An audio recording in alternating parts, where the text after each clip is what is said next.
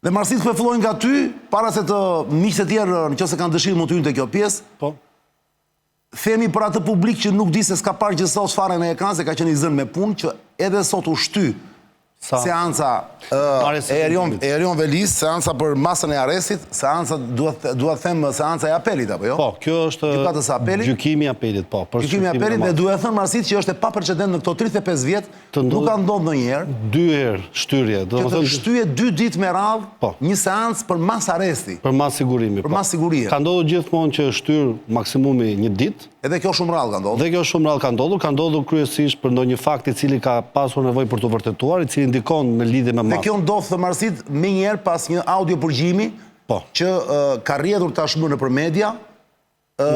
Nga zoti Elvi Fundo. Dje ka rrjedhur nëpër media Elvi Fundo, një gazetar i cili drejton edhe CNA, Median CNA, ka dhënë një intervistë gjatë ku ka folur dhe me emra. Po para se të audio përgjimi, më thuaj pak çfarë po ndodh pra se thuash në kulisa, çfarë po ndodh, pse po shtyhet seanca ndaj Erion Velis, pse gjykatësi, që nuk jam mbaj mendem. Ergert Pullumbi. Ergert e ka? Ergert Pullumbi. Ergert Pullumbi. Si ka mundësi që nuk arrin do të marrë vendim? U thaj do merret nesër në 10 paradite. Gjithë publiku janë shumë kurioz të dinë çfarë po luhet për kulisa. A ka shanse Erion Veliaj që të lirohet nga burgu, pra të dali nga burgu, që mund të jetë në arrest shtëpi ose mund të jetë dhe i lirë fare. E qartë. Çfarë po thuhet, marrësit na bën një shpejt një përmbledhje të një tablo të situatës. Një tablo, po. Çfarë po ndodh? Në radhë parë një çan për shkak sepse prokuroria në këtë mas apelimi, pra në këtë gjyq për në lidhje me masën e sigurimit, i cili po shërtohet nga apeli, ka paraqitur fakte dhe prova të reja, me cilat avokatët janë njohur ditën e parë që ka ndodhur shqyrtimi i masës, pra dje. Ka kërkuar kohë që të njihen me këto fakte dhe me këto prova për të bërë prapësimet e tyre, pasi prapësimet që kishin përgatitur kanë qenë në lidhje me provat e paraqitura në gjykimin në shkallë të parë të GKK-s. Dhe flitet që kanë dalë fakte dhe prova të reja në lidhje me një audio përgjim në cilin zoti Veliaj ka folur me vllajën e vet dhe i ka dhënë direktiva, për cilat do flasim edhe më gjërë, po them do flas direktivisht, po më shumë do të kuptoj. Kuptimisht dhe këto fakte dhe prova të reja kanë marrë ditën e djeshme deri sot për të bërë prapësimet avokatët. Ndërkohë që sot gjyqtari, pra po flasim tash erat që mendohet që shtyn icebergu, nuk po flasim për rrymat që janë poshtë ujit, pra për ato që janë fakte reale, po flasim për faktet sipërfaqësore. Avokatët kërkuan një ditë kohë, paraqitën prapësimet e tyre. Nuk mjaftoi? Nuk mjaftoi kjo ditë kohë, duke qenë se gjyqtari ka marrë relacione të reja me shkrim, kërkesa të reja në lidhje me këto fakte për të vlerësuar kushtet e kësaj mase, ka vendosur që vendimin ta shpallë ditën e nesërme në orën 10. Pra gjyqtari ka nevojë të shikojë. Pra ti thua nuk do mblidhen më nesër ata, thjesht do shpallë vendimi. Thjesht do shpallë vendimi. Kjo fazë tashmë është që gjykatësi të ndaj bindjen e vetë subjektive, sepse ja lejon ligji, në mënyrë që të vendosë çfarë masë sigurimi duhet të ndërmarrë ose duhet lejë masën e vjetër të sigurimit në fuqi. Tani pyetja është, gjykatësi duhet të ketë presion të paparë apo jo? As e diskutohet. Se nga një anë, nëse merr vendimin ta lejë të lirë, do i quajnë që e ka blerë Erion Veliaj. Po. Nëse ai e mban në burg, do i quajnë zar të Berishës. Po. Pra domethënë ka rënë, si thua, neutraliteti. Pak a shumë. Nëse merr vendimin, ka rënë neutraliteti në banaqe televizive, se për atë vetë asnjë nuk është realisht. Ne po flasim nga perspektiva e ligjërimit. Ne po flasim nga perspektiva. Ai normalisht duhet të pjerdi fare, as nga njëra as nga tjetra. Dhe mendoj që në atë mënyrë do veproj, sepse është një nga gjyqtarët më të vlerësuar dhe gjithashtu që përveç pjesës praktike është marrë shumë edhe me studime dhe me pjesën teorike dhe nxjerr punime. Çka ka bërë? Ka bërë një libër mafin italiane më duket diku? Po, mbi Giovanni Falcone, i cili është botuar nga Wet Pressi. Po, ka bërë një libër dhe ka përkthyer. Ka përkthyer. Është përkthyer si libër. Po, dhe presupozohet që Giovanni Falcone është modeli i tij. Pra domethënë ai mendon që modeli që duhet marrë gjyqtarë është modeli Giovanni Falcone. Kjo është arsyeja pse ka bërë përkthimin e librit. Që të vritë, po ketë nevojë. Po kjo nuk është një mirë, tha Cako. Duhet kujtojmë që Falcone u vra në fund. Dakord jam, po shikoj gjyqtarët çan, të cilët e kanë ekzistenciale ushtrimin e detyrës në raport me drejtësinë, me të drejtën, me të vërtetën, mendojnë që për drejtësinë dhe për raportin e drejtësisë me faktet, pasi e vërteta shërben si mjet, nuk është qëllimi e vërteta është mjeti i cili shërben për të dhënë drejtësinë, janë të gatshëm shkojnë deri në vetë sakrifikim, e konsiderojnë mandat dhe detyrë hyjnore. Mos çudisni për këto pamje që shikonin mbrapa kurrizit tim, edhe ndoshta edhe para ju, sepse janë pamje ekskluzive domethënë nuk është se i kemi shpikur ne, kjo është një fushat shumë interesante që është bërë disa vite më parë në fakt, ja 7 vite më parë, po që ne na ra në dorë rastisht tani dhe ka një kontekst, bëhet fjalë për është një lloj promocioni i të brendshmeve të femrave, është shumë interesante dhe thash me që po flasim për çështjen Veliaj, duke qenë se është përmendur edhe dhe thash ta kemi në sfond për pak minuta thjesht sa për të dhënë pak ngjyrën, pëlqen shumë kjo është. Ka një është artistike e gjithë. Sa do shkonin më shumë po të ishte përmendur Ajola, jo Erion. Jo, po është indirekte ca, nuk ka nevojë të jemi kaq direkt. Ne jemi shumë smart, jemi inteligjent, nuk ka nevojë të flasim për persona konkret. Njerëzit e bëjnë vetë atë lidhjen.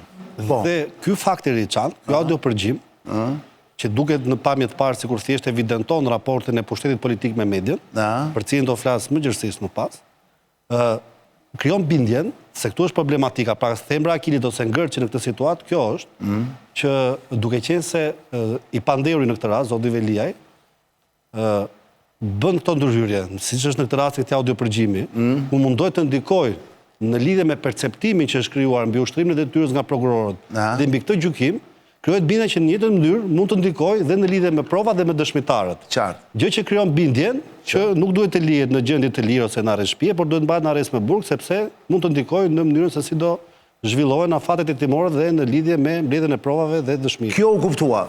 Para se tani të flasim për emrat, Sebastian, kishte diçka për të shtuar te kjo pjesa që u shty pra është e paprecedent kjo që të shtyhet për herë të dytë. Pra 2 ditë me radhë shtyhet seanca, dhe nuk ka ndodhur ndonjëherë. Besoj se Marsidi e di më mirë faktikisht. Jo, shpjegoj Marsidi, po thash ti ke ndonjë këndvështrim tjetër? Në këtë aspekt ajo që di unë është që audiopërgjimi është bërë në shkurt, është e çuditshme se si duhet të ketë qenë në stres Veliaj që ka folur në burg, sepse edhe në për filma e sheh faktikisht që në qeli gjithmonë ka përgjus, gjithmonë. Pra duhet saktuar që audiopërgjimi Përgjimi i Veliajt është bërë në kohën që ky ka qenë brenda para burgimit të Durrës. Tani pra, para pak ditësh. Flitet nga mesi i shkurtit. Po pse nga mesi i shkurtit? Pse sa kohë ka Veliaj që është në Durrës? Në datën ai ka vajtur diku nga ka vajtur pak më herë nga data 10-11 do ketë vajtur në Durrës. Pra u bë një muaj domethënë. Po, rreth një muaj. Pra audiopërgjimi është brenda këtij muaji. Brenda këtij. Po, edhe. Pra është diku nga data 15 nga informacionet që kam që është bërë audiopërgjimi. Është me vendim gjykatës, sepse duhet vendimi gjykatës. Kishte një humor që dëgjova nga një burim që kam nga një institucion që duke qenë se ky ishte kapur duke folur me dikë i cili mund të ishte vetë ai tjetri në përgjim, i kishin shkuar dhe i kishin hequr telefonat gjithë atyre që ishin Durrës. Dakor. Dhe ato ishin mërzitur gjithë që ishin atje në paraburgim. Normal se janë mësuar, po. Edhe ishte paksa problematike situata. Edhe i kishte ngelur hatri dhe me Veliajn se i kishte nxjerrë zbuluar. Dhe në këtë aspekt, por duhet të jetë në stres, besoj, sepse këto lloj veprimesh. Ndërkohë i ka mohuar sot, le të themi këtë gjë. Jo, ai e ka pohuar, jo e ka mohuar. Ka mohuar. Jo, ka mohuar që ka bërë biseda të tilla për presion. Ka thënë jam interesuar për intervistat e mia në mediat kryesore. Ai ka pohuar. Këtë ka thënë tani, jo, por këtë në fund, themi çka thënë ai. Dakor, po sinonim. Po pra se tani. Po pra, e ka, domethënë, do të kuptojmë edhe një gjë. Mund ta mirë kuptoj se ka linja për shembull, po të shkosh te CNN-i, hyn te liberalet, po të shkosh te Foxi edhe konservatorët. Kështu që nuk është gjë e fshehtë që të kesh qasje ideologjike, të pëlqen më shumë Trumpi apo pëlqen më shumë Bideni, je më shumë centrist apo je më shumë demokrat e tjerë. Në të gjithë botën janë këto lloj ndarjesh. Por pastaj kur futesh në mes dhe ti merr pagesa për të bërë lajme. Bravo, tani kështu jemi me audiopërgjimin. Çfarë është përgjuar më? Mund ta themi? Për të shkuar brenda në shtëpi. Për shembull, le të marrim portalet që dalin. Sipas Elvi Fundos është shqiptare.com e Carlo Bolinos dhe Reporti. Dhe në këtë mes, shih për shembull, e nxorrën të lidhur me agjenturat greke, prokurorin. Edhe Berisha donte ta nxirrte Irena Gjokën të lidhur me agjenturat. Nuk e di pse është kjo lloj teknike që gjithmonë njerëzit që... Jo, Berisha s'ka dashur ta lidhë Irena me agjenturat. Berisha është dënuar. Ka qenë dënuar, dhe fatikisht ka qenë dënuar se e ka dosë. Linja s'ka lidhje me Berishën, nuk ka lidhje me Berishën kjo. E solla si shembull që gjithmonë e lidhin me diçka. Në Kosovë e lidhin me Serbinë, po ta shohësh. Domethënë e lidhin gjithmonë me diçka të tillë. Gjithmonë bëjnë me një agjentur. Pastaj të futen dhe unë nuk e kuptoj këtë logjikën, me që ky ka qenë... Ti jap një informacioni Sebastian para se japim komenti që të hapshej fjalën. Pra një mediate e Bolinos e ti, shqiptare.com, tjetër kush është? Apo do i thot Marsidi? Okej. Marsit, kush janë tjetër, vlla? Qa është përgjuar? Pra, ka folur me kë, me vllajën e vet? Me vllajën e vet dhe flitet për 4 apo 5 emra çan, të cilat ai shpreh në radh parë që është shumë i kënaqur me mënyrën se si e bëjnë ligjërimin publik, ndërtimin e debatit, përcjelljen e mesazhit. dhe jep direktiva dhe flitet konkretisht për Lori Hoxhën, përmendet një djalë me emrin Visi, përmendet zonja Grida Duma, zoti Carlo Borino dhe zoti Mero Baza. Po për çfarë përmendet tani këta? Edhe një i lirë, po nuk dihet se kush është. Edhe një i lirë. Po këta tani dihen publikisht, botërisht që këta e mbështesin Erion Po, Veli. këta përmenden, sepse ai jep direktiva. Kujt jep direktiva? Kush jep direktiva kujt? Erion Velia jep direktiva vllajt të tij, të cilit i thotë që këto emra, të cilat përmendëm pak më përpara, duhet të marrin një fushat mediatike sa më shumë kundër prokurorëve të SPAK-ut dhe konkretisht kundër prokurorit të çështjes të zotit Veliaj. Kundër prokurorëve, po pra, të zotit Veliaj, ndaj prokurorëve të zotit Veliaj, po. Zotit Veliaj që bëhet edhe gjyqtarin ndoshta jo. Për zotin Olc Dado dhe për gjyqtarin. Edhe për Banin. Po. Dhe madje, ka të drejtë Sebastiani, sot ai ka kërkuar një që gjykimi i tij të bëjë me dyert hapura dhe ka bërë një lloj forme indirekte një presion ndaj gjykatës, se ka thënë unë jam politikan i besuar nga çerek milioni shqiptar, nga pjesa më e madhe e shqiptarëve dhe është detyrim ligjor që të dëgjojnë të gjithë votuesit e mi pasi unë kam peshë politike në vend. Gjë e cila kodi i procedurës penale nuk e lejon, pasi masat e sigurimit merret vetëm në prezencë të avokatëve dhe të vetë pandeurit. Ose nëse i pandeuri nuk do, mund të plotësoj formularin dhe përfaqësohet nga avokati i tij. Nuk lejohen pjesë të tjera, pra nuk është gjykim me dyert të hapura. Gjyqet e shqyrtimit të akuzës dhe themelit janë gjyqe që janë me dyert të hapura për publikun e interesuar. Dakor, sa këto që janë për mas sigurimi jo. Jo, këto janë gjyqe me dyert mbyllura vetëm për të pandeurin dhe për avokatët. Pra këta janë emra që kanë dalë në auditë. Këta janë emra që kanë dalë dhe këta emra, ai ka shprehur kënaqësi për mënyrën se si ka ndërtuar emisionet, mesazhet, dhe këto ajo që më shqetëson mua janë dikush është parimi i ushtrimit të detyrës gazetarisë, i medias, është raporti me të vërtetën, por sidomos është gjithmonë, si thua, antagonizmi dhe opozita me pushtetin politik. Ndërkohë ne këtu shikojmë të kundërtën, shikojmë simbiozën e medias, dhe bëhet fjalë për mediat më të mëdha me pushtetin politik, dhe qytetari, në vend që të informohet mbi realitetin, mbi të vërtetën, këtu vëmrej që këta e kanë monopol të vërtetën dhe pasurojnë të vërtetat e tyre.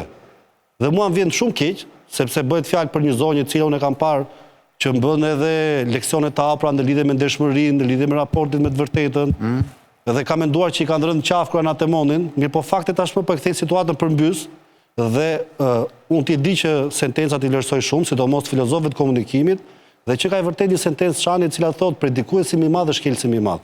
Dhe të gjitha emrat që ne dëgjojmë te këto janë predikuesit më të mëdhenj, që kanë bërë pis këdo në gjitha këto vite tranzicioni politik, demokracie dhe sidomos edhe këto 2-3 vjet të fundit, të cilët gjithashtu ankohen në publik, sikur sulmohen padrejtësisht, që janë njerëz që kanë kosto në mënyrën se si bëjnë këto emisione, në mënyrën se si ata e pasurojnë faktin e të vërtetën dhe se si këta kërcënohen, ndërkohë që këta që kanë në bashkëpunim me ata që realisht duhet ishin kundërshtarët e tyre. Dhe çfarë ndodh? Ndodh që këtu bie e parapunës që këto janë realisht cënimet parimeve të demokracisë. Në demokracie realisht që funksionon në varësi të kushtetutës dhe të ligjit. Të bëhesh palë me pushtetin ekzekutiv, me pushtetin politik, për të dëmtuar një prej 3 pushteteve, pasi dihet, ne kemi marrë fryma demokracisë buron nga sistemi amerikan, cila është vlera më e madhe, ndarja e 3 pushteteve, ekzekutiv, legjislativ, gjyqësor dhe angazhimi i qytetarit. Madje baballarët e kushtetutës amerikane, Alexander Hamilton, James Madison, John Jay, thuan kur bie angazhimi i qytetarit, i cili ndikon në prishjen e raporteve, ka rënë demokracia dhe ka rënë ligji, ka rënë kushtetuta. Në këtë rast, këta janë pjesëtar ose katalizator të këtij incidenti. Pra këta bëhen palë me pushtetin politik për të kompleksuar sistemin e drejtësisë. Spiç brillante kishe, Marsit, vetëm unë kam një pyetje. A është vepër penale kjo? Nuk mund t'ja pamundsosh. Duhet të veproj ama. Unë mendoj Çani. Marsit ka një gjë. Nuk mund t'ja pamundsosh propagandën çfarë do lloj qeverie dhe opozite. Vetëm se duhet provuar që ajo është në pagesë ose falas. Pikërisht, pra kjo është çështja. Kjo është çështja. Domethënë media ka një funksion informimi, ka funksionet e veta etj. Çdo gazetar ka një burim pranë për një politikani, merr informacionin dhe e nxjerrë kështu ashtu. Por duhet kuptojmë një gjë. Kjo duhet provuar. Për shembull, në fund fare përgjegjësia është e kryeministrit Edi Rama. Pse e them këtë lloj gjëje? Sepse në rast se shohim ne që ke media të rëndësishme, të cilat mund të paguhen ose ka dyshime se janë paguar. Sa i përket... Jo nga inspiratori është e sigurt, sepse kanë dalë, janë prova, është në shkresa. I ka fund të gjitha për i vërtetës. Në këtë aspekt, kur paguesh për denigrimin e një funksionari publik, flasim për denigrimin e një funksionari publik, ku ti i hyn brenda në shtëpi, i shkon brenda në krevat, i shkon te familja, i shkon te dëftesa. Tani cila është logjika në këtë mes që ti thua ky nuk ka qenë mirë në shkollë, me që ky prokurori s'ka qenë mirë në shkollë, detyrimisht ky tjetri është i pafajshëm. Tani kjo nuk është logjik. Kur ti i shkon dhe i bën çfarëdo lloj akuze të mundshme atij funksionarit publik, kjo nuk është as oponencë, kjo nuk është as propagandë, kjo është fyerje. Ky është denigrim i një personazhi. Në këtë aspekt, ajo që mbetet të vërtetohet, nuk jam kundër fakt që ti po bën propagandë për një krah apo për një krah tjetër. Ti po paguhesh dhe po merr lek për të bërë këtë lloj gjëje.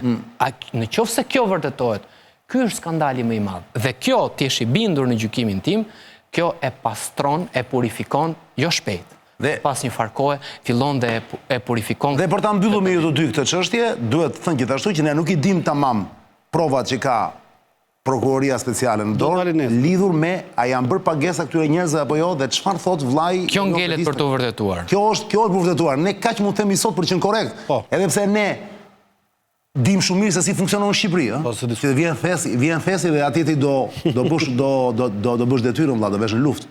Poteri thes do vesh në luftë. Ktu është me thas vëlla, ose me çanta të mëdha me lek. Dakor? Por për herë të parë ne mund të kemi një provë për pagesa reale. Po. Dhe le të kujtojmë që më duket vllai i Erion Velis është gjithashtu në hetim? Apo e kam gabim? Është person. Për person i dyshuar. Është person. Atëherë nuk di nëse duhet futur Mark Crawfordi këtu në këtë histori, se nuk di se çfarë qëndrimi është ka ose mund mos interesoj, po ca kohë për ta mbyllur. E di pse nuk e besojnë që të kenë ndodhur këto, se nuk besoj që ky Erion Velia ka lek për të paguar këta. Mësaj Dyuna ishë njeri shumë i varfër që me si ka shtyrë udhëtimet e tia edhe po shiko dhe shi. E para njerë duhet të vërtetohet që kjo audiopërgjim ekziston. Dhe unë mendoj që ekziston. Dhe madje mund të ketë edhe gjëra të tjera. Ka dhe gjëra të tjera. Mua më thanë që ka dhe gjëra të tjera të mërshme. Ende nuk jam thënë. Problemi është tu që këta po e shtynë në këtë gjykimin sa të vendosë të unifikohen ata babakarlot që do vendosin, sepse si shta Velia, ju nuk e dini me kini nga truar, i tha, dhe me të vërtet që këtu ka interferencat të grupeve të fuqishme. Nuk është e pak të kesh qenë miki Aleksandr Sorosit, dhe në qoftë se ndodhet atje brenda pa dëshirën e Aleksandr Sorosit, sigurisht që ka përpjekje të mëdha për ta shpëtuar nga ish globalistët. Firma që ka ardhur tashi, është një nga firmat avokatisë në Amerika, po. Joshua. Po, pra, Joshua Roberts. Po, nga ai, po shtyhen pra se, kupton, ai po përpishet t'i rregulloj gjërat, po unë mendoj që nuk do t'i rregulloj dot, sepse, po pikërisht ajo është pra, globalistët po përpiqen ta shtyjnë dhe ta lirojnë, të përpiqen ta lirojnë, deri tash nuk kanë gjë në vijë. Kupton, derisa nuk u bë gjyqi dhe ta lironte. Po, ata janë duke u përpjekur. Por, Velia, unë ta thash edhe me parë, si është mendimim. E kam fotur njerëzit e rinj të Trumpit që kanë ardhur në sherifirin qytet. Më kupton, kanë ardhur ata dhe erasën brenda. Dhe ata po këmëngullin që ajo të vazhdoj të dënohet. Pavarësisht se kjo firma... Po thua erasën ata ti do të thua që Spaku e kupton se nga frynera edhe mund të ketë ekzekutuar atë që kishte dosin që kishte që e mbante atje. Është kjo, nuk se erdhën ata dhe i thanë fuke. Ai ka aq shumë gjëra dhe ka gëzuar aq shumë shqiptarë që kjo ndodhi më në fund arrestimi i njeriu, një funksionarit të lartë që ishte në detyrë dhe ishte i zgjedhur, kryetari kryebashkisë të vendit, dhe unë mendoj që Velia nuk do të dalë, le të bëjmë përpjekje sa të duan këta. Ti thua nuk del? Ja, nuk del. Mark, ti e njefën që si çështje këta, apo se ka interesuar? Nuk të intereson kjo pjesë, fare? Nuk kishim shumë lidhje me Velia në kur ishim me Dhomë Amerikane, kështu që e njoh, por nuk jam... Nuk keni pasur asnjë marrëveshje me të si kryetar bashkie? Normalisht jemi duke fokusuar në tatimet që janë për Shqipëri, jo për Tiranë. Dakord. Okej. E kuptova. Ky është momenti. Ora është 22 minuta, le dio bëjmë një xhiro, ikim xhiro, shkojmë në Dorelan dhe pastaj kthehemi prapë në studio, po. Dorelan e miq është një supermarket italiane e papar me mbi 2000 dyqane në gjithë botën, ka 55 vjet përvojë. Mos u humbisi të gjithë që keni probleme me gjumin, dyshe që Dorelan janë të papara, atje do të çlodheni komplet, do keni as dhimbje mesi, as qafe, as kurizi, as gjë, është e papare pa dëgjuar. Dorelani është si diçka italiane, po. Janë mjeshtra. Urgjente Dorelani janë fori tuti ç'është fori tuti? Të gjitha në shitje, me çmime super. Kështu që urgjent, ku e gjenje Dorelanë, shfarë e thjesht, ose në ball. Deliorgjit, kompleks Deliorgjit, te rruga Kavajës, paf djathas, kur zbisi poshtë paf djathas. Deliorgji është paf djathas Dorelani, ose te kilometri 12 në autostradë Tiranë-Durrës, te qendra Prestige Home. Dorelan, dormire bene, vivere meglio. Perle papar, bravo Dorelan. Ora në këtë moment është 22:23 minuta dhe plaset fabula e dytë në ekran, Ledio.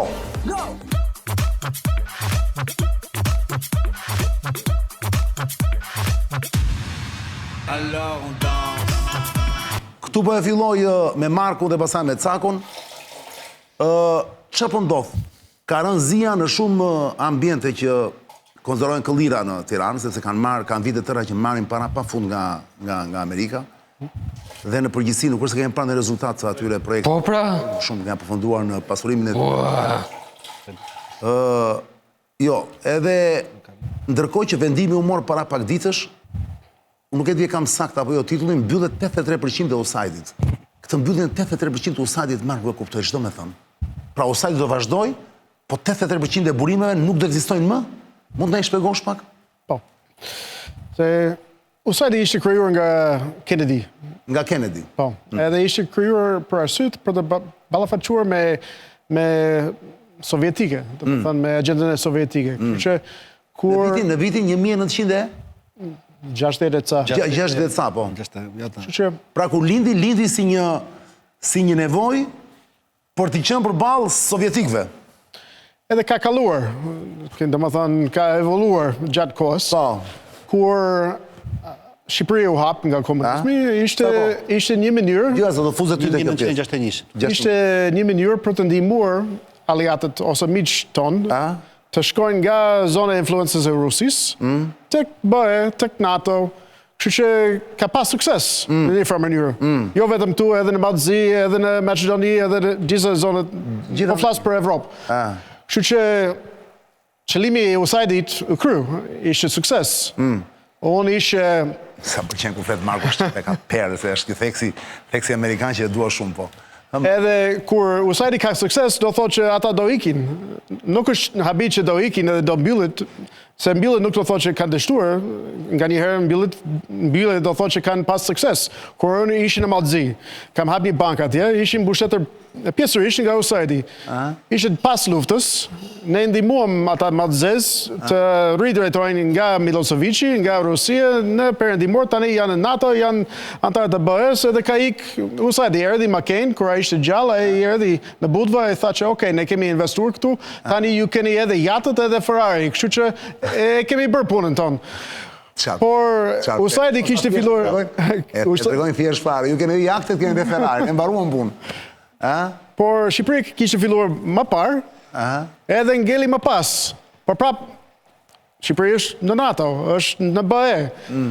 Nuk po themi që çdo projekt është i keq, ose kriminal, ose diçka e keqe, por nga një herë ka disa projekte që janë të mira, por nuk duhet të jenë financuar nga qeveria, ose më paktën nuk duhet të jenë financuar nga qeveria amerikane, sepse ne jemi me deficit, do thotë që ne duhet të marrim borxh nga Kina, edhe të marrim borxh nga Kina, të shkojmë në Shqipëri, të ndihmojmë dikush që mund të ketë nevojë, mund të jetë të varfër, mund të ketë diçka që është vërtet një projekt e nevojshëm, por prapse këta nuk ishte qëllimi i USAID-it në fund fundit. Ne ishim këtu për të ndihmuar Shqipëri të marrë një hap, të krijojë një ekonomie. Nuk po themi që është mbaruar gjithë punët ose gjithë nevojat të shqiptarëve që janë plotësuar nga USAID-i, por disa nga këto nevojat mund të jetë plotësuar nga BE ose nga qeveri ose nga sektori privat. Prapse në Shqipëri është pak e ndryshe sepse kishte Fondi Shqiptar Amerikan ndërmarrjeve, që kishte 30 milion, kishte investuar në Bankë Amerikane në atë kohë, tash është në San Paulo, kishin bërë edhe aeroportin në Rinës, kishin investuar bashkë në Sigalin, edhe në Tegun, edhe disa projekte të ndryshme, kanë fituar lek. Këta ka kaluar te fondacioni. Nuk është tamam USAID-i, është veç, por ka një lidhje jo direkt me USAID-in, edhe është mbiqur nga Shtëpinë e Bardhë. Ata kanë parat të tjerë, mund të vazhdojnë duke shpenzuar para të tyre pa marrë lek të reja nga tatim pagues në Amerikë. Kështu që çdo projekt që ishte USAID, nëse ata janë vërtet projekt që duhet të vazhdojnë, mund të shkojnë te fondacioni shqiptar amerikan që tani fondi amerikan është bërë në fondacion. Edhe ata kanë bërë piramide, kanë bërë pazari, kanë bërë domethënë zone e Gjirokastrës, e Korçës, Kanë financuar thua ti. Kanë paguar. Kanë paguar. Kanë paguar, kanë bashkëfinancuar, po. Bashkëfinancuar. Kështu që ata kanë lek, do vazhdojnë të kenë lek. Nuk do thotë që Amerika është duke braktisë Shqipërinë, është duke kaluar nga USAID, nga një sistem që ishte duke marrë nga tatim pagues amerikan vit për vit tek fondacioni që ka lek të tyre, edhe ata mund të financojnë edhe sot, edhe nesër, edhe pas nesër. Kështu që ikjen nga Shqipëri, USAID nuk është habitshëm për mua. Por ndërkohë dua të kujtoj që të gjithë ju që doni dini më shumë detaje rreth kësaj që po thot Mark Crawford, keni një shkrim të Markut në gazetën Politico me titullin Paratë e Amerikës nuk mund të ndërtojnë moral në Shqipëri. Jap se USAID duhet të tërhiqet. E kam shkruar këtë para një vit, edhe ideja është aktuale më shumë se kur. Se e ka thënë para një viti Marku, ë? Ishte USAID duhet të një tërhiqet. kërkesë që një firmë amerikan duhet të vi këtu në Shqipëri.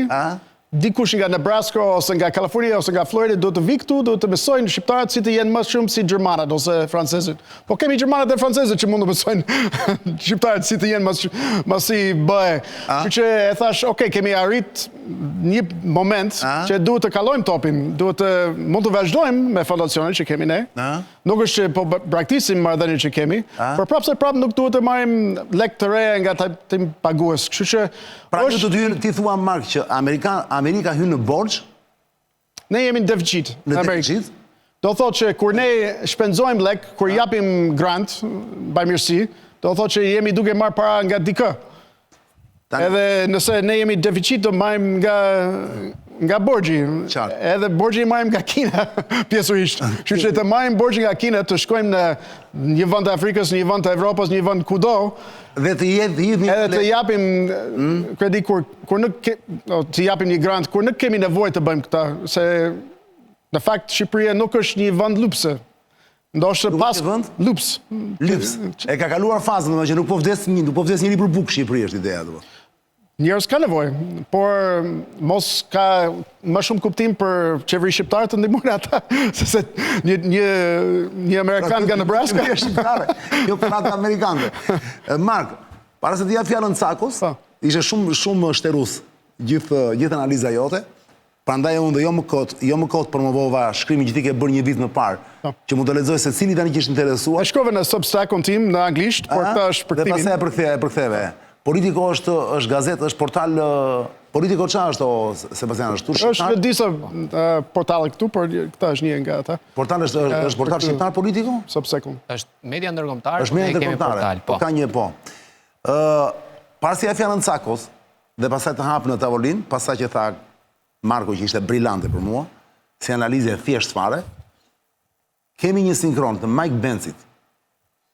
Ta shikojmë, ta dëgjojmë, dhe a jemi dakord apo jo? I jepi le Mike Benz. CIA using USAID funds to influence whatever their operations were?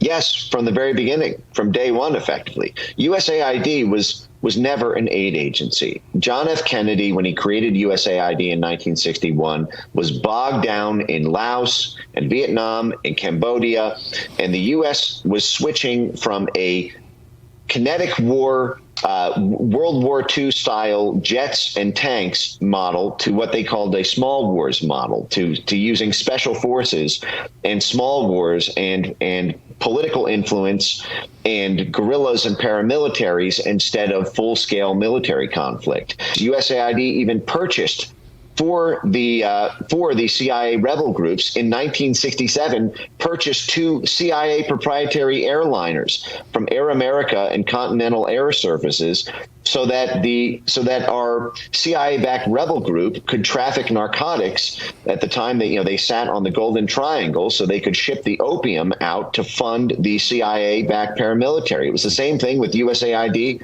funding the cultivation of the heroin crops in Afghanistan to fund the Mujahideen and later elements of the Taliban, Al-Qaeda, and ISIS. Even today, you see USAID partner groups like the Institute for Peace calling on the Taliban not to touch the heroin crops, the poppy crops in Afghanistan. You can read in June 2023, they published an open letter calling to keep the heroin flowing. That's USAID. The fact is whenever something's too dirty for the CIA, it's now done by USAID. And part of this is because USAID is not an intelligence agency, and therefore it does not require what's called a presidential finding.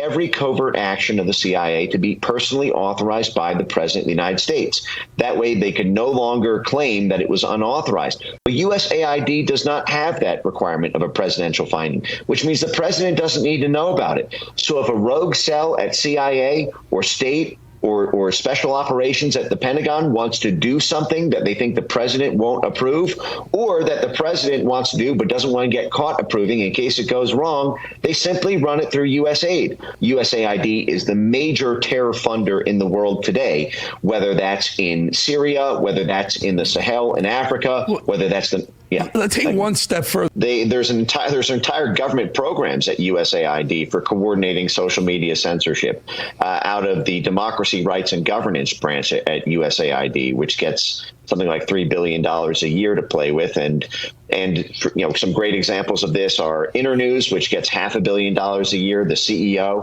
Internews also runs global programs like Rooted in Trust and others that go around flagging disinformation to social media companies and pressuring them to take it down. Pra shumë e gjerë se kaq. Ne flasim këtu lololo për sa budalliqe të vogla. Në fakt kjo që thot është e frikshme. Por pyetja ime është e thjeshtë, dhe fillojnë nga Cako dhe pastaj do kthehem prapë te ty për të hapur pastaj Sebastian Mezi. Po mos ishte kjo që është që thot Mike Benci këtu. Pra po mos bënte USAID gjërat e pista që nuk i bën dot CIA se do autorizim. A do ishte Amerika kjo që është sot? Pra unë them, është ekuacion sine qua non. Nuk mundet do të kemi një perandori kaq të fuqishme se Amerika nëse s'kemi këto pisliqe mbrapa. Është e pamundur që këto dyja të rinë veç nga njëra tjetrën. Pra si mund të mbyllësh ti sot një organizat e cila të mbanon gjithë punët e pista? E ka menduar Trumpi këtë dhe nëse e mbyll, me çfarë do e zvendçoj? Kjo është pyetja, sepse Amerika për të qenë para, first, duhet patjetër që të ketë tentakulet e veta gjithandej. Pra, diku të përmbysi regjimin, diku të ngrejë regjimin, diku të vrasë dikë. Sigurisht jo hapur. Prandaj pra duhen këto. Me silenciator. Po pra, o Cako tani pa e analizuar, kjo që Mike Benci është brillante vëlla. Ishte pel. Tani, mund të më thuash vëlla, e ka menduar mirë Trumpi që bën këtë punë vëlla. Pra me çfarë do të zvendçojë USAID-in më? Shiko, të themi të vërtetë. Se dikush, më falë shprehjen, do përdoj një shprehje tani të rëndomt. Keni dëgjuar të kur thon për shembull, ai pastron llagëmet. Fjala llagëmet, dish domethënë llagëm? Çfarë do thotë? Llagëmet, dish domethënë? Jo. Llagëm është nga jugu, e di Cako. E di Cako. Keni parasysh pusetat? Po. Po të hapësh pusetat, në çdo vend, në çdo qytet ka puseta vëlla. Ne kur ecim sipër në rrugë, ne na duket e bukur rruga atë ku shohim pusetën, s'është një rrumbullak atë, belen e shkelim. Po të futesh atje brenda vëlla. Atje qelbe të erë, atje qaska, legje blokohen. Tani, ne vrasë në njërë mëndin, kush i pastron këto puseta, vëlla? Ka ca njerës i pastrojnë. USAID duhet dhe për këtë, për të pastruar llagëmet. Atëre pyetja është, kush do i pastroj llagëmet nëse bie USAID, Cako? Në fakt, USAID ka qenë vetë një llagëm edhe tu është e pastruar. Por shën si kamër, vëlla, duhen pastruar llagëmet. Çani, unë mendoj që Amerika të jetë first again, që presidenti Trump ka treguar, domethënë ka pasur një qeverisje të bazuar mbi ca shtylla morale. Edhe radhën e parë, ai theksoi që ne po këtu pra ne do pastrojmë kënetën dhe një nga pjesët e kënetës sigurisht llagëmet me fjalë. Po pra, ka qenë USAID.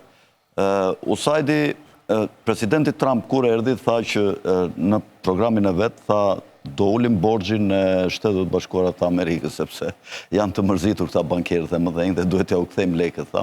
Është rreth $35 trilion borxhi i Amerikës, është barash me 110 ose 115% të GDP-s vjetore të Shtetet Bashkuara, është një borxh shumë i madh, po ka dhe shtetet tjera që kanë akoma borxhe edhe më të madh. Se sa kaq, dhe në kuadër të kësaj caktovi atë ministrinë e drejtuar nga Elon Musk, që është ajo që quhet Doge. Dhe ky ishte pikërisht për këtë, për të shkurtuar shpenzimet buxhetore të papërshtatshme. Dhe këto në kuadër edhe të largimit ose kalimit në izolacionizëm që po bën presidenti Trump, këto lloj agjencisë dhe këto lloj diversionesh nuk i duan shumë. Po përgatitet ta thash pak atë. Po me këtë zvendësoj Marcako. Nuk i zvendësoj thotë, çdo më thën pyetje 83% e usajtit më. Po nuk ka ç'i duhet më këtu. I ka lënë vetëm në vendet që këtu më po s'plas për Shqipërinë më. Po dhe në pjesë tjera më të botës që Amerika nuk ka mintë. Ore me çfarë do i punët? Me çfarë do i bëj punët? Pra dim gjë më Mark. Po, e dim. Cila agjenci do zvendësoj usajtin është pyetja më burr. Ore që do zvendësoj këtu që këto para do hidhen. Puna është kush do i hedhi, si do i hedhi? Nuk do hidhen. Ti thua nuk do hidhen. Mark do hidhen apo jo këto para? Do bashkohet me Departamentin e Shtetit, siç është bërë difidi me Angli, se përpara kishte agjenci si USAID për anglez, DFID, por është bashkuar me Departamentin e Shtetit ose Ministri i Jashtme. DFID është si USAID por ishte për Angli. Po, është akoma? Jo, është bashkuar me Departamentin i Jashtme, Ministri i Jashtme të Anglisë. Është njëjtën gjë në Kanada. Ata kishin një agency që ishte USAID, por janë bashkuar me Ministri i Jashtme, kështu që vazhdojnë ata vetëm amerikanë, vetëm SBA-ja kishte këtë që kishte veç.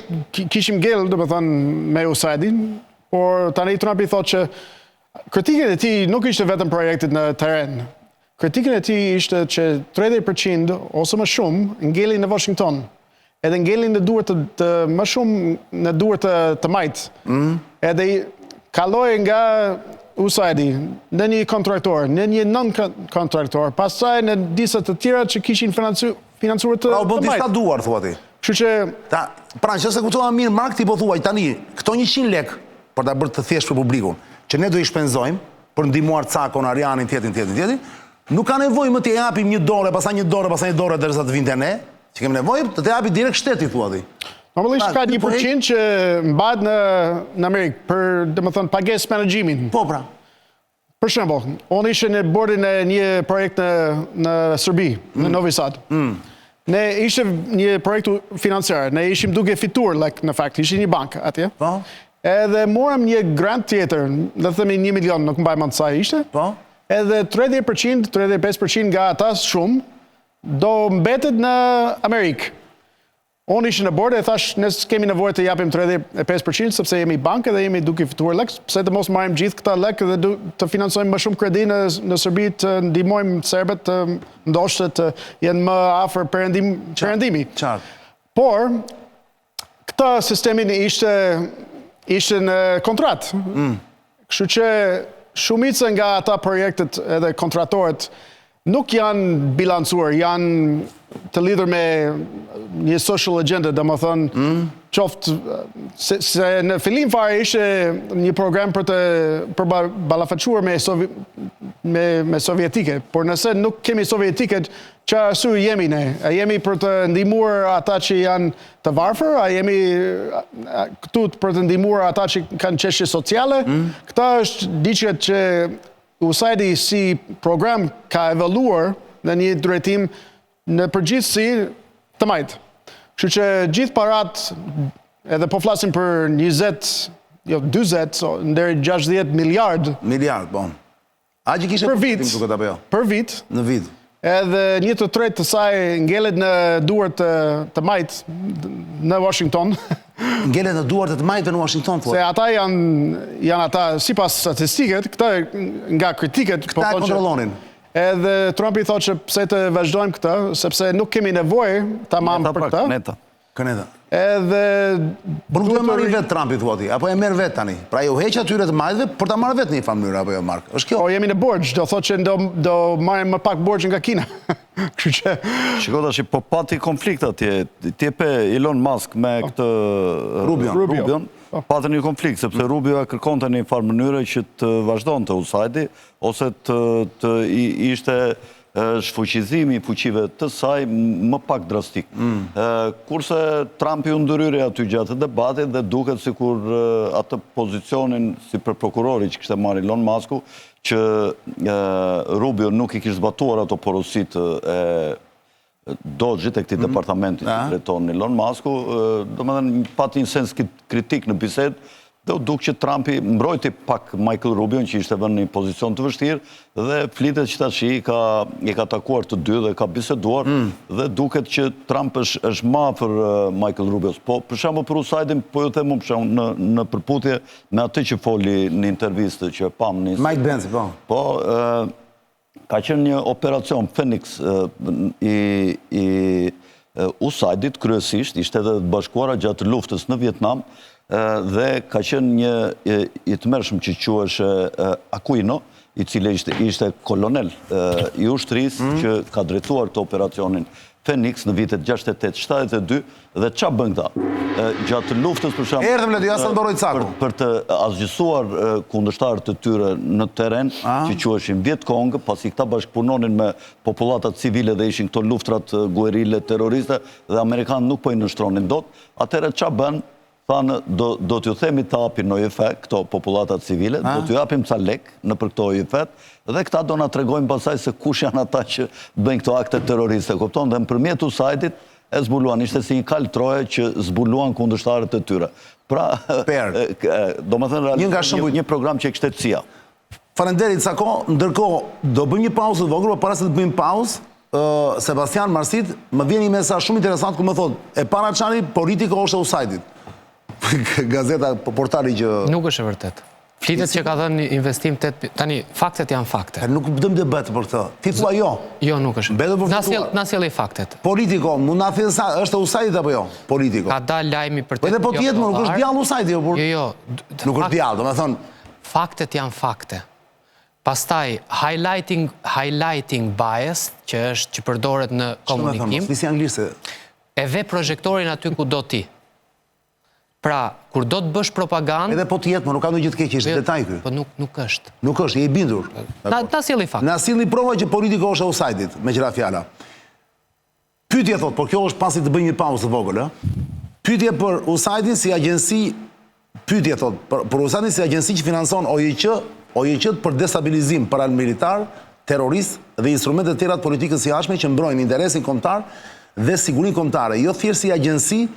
Pra, më thot Çani, pyeti për këtë gjë thot, pra, jo si agjensi që japin ndihmë, po për të pjesën, e ke parasysh? Për atë që foli ai. Për atë që foli Mike Pence. Këtu ti bie dakord me Mike Pence no? Se di, ai ishte duke folur për Afganistanin, kështu që nuk e kam përvojë atë. Sa bukurim. Ti Sako, je dakord me Mike Pence apo? 100%.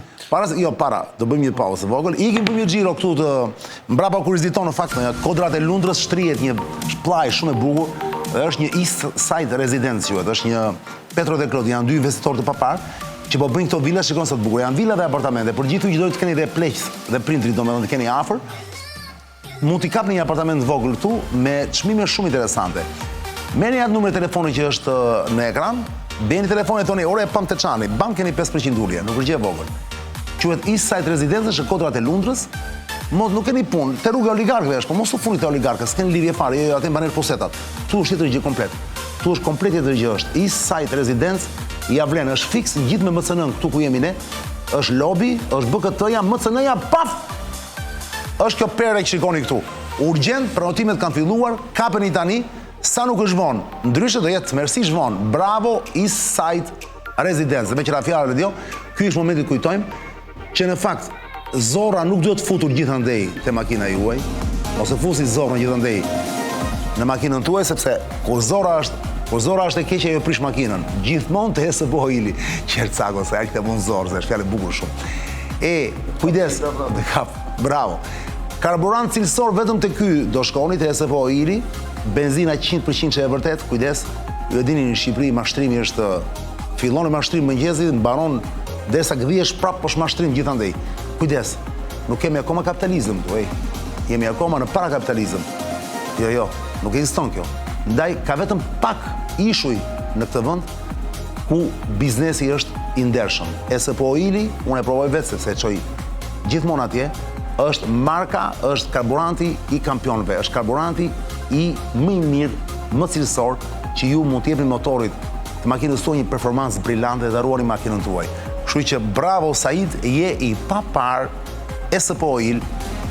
Dhe me qëra fjala të gjithë kënë vërë pjesë këmbimi të Autoademi me standarte europiane, janë këto dy dyqane shikojni, do dani 2 numra telefonit të Komunë Parisit, një dhe Selvia, urgent, me një telefon, kam nevojë pjesë këmbimi, ndryshe jeta jote të përfundoni kanal bashkë makinën tënde.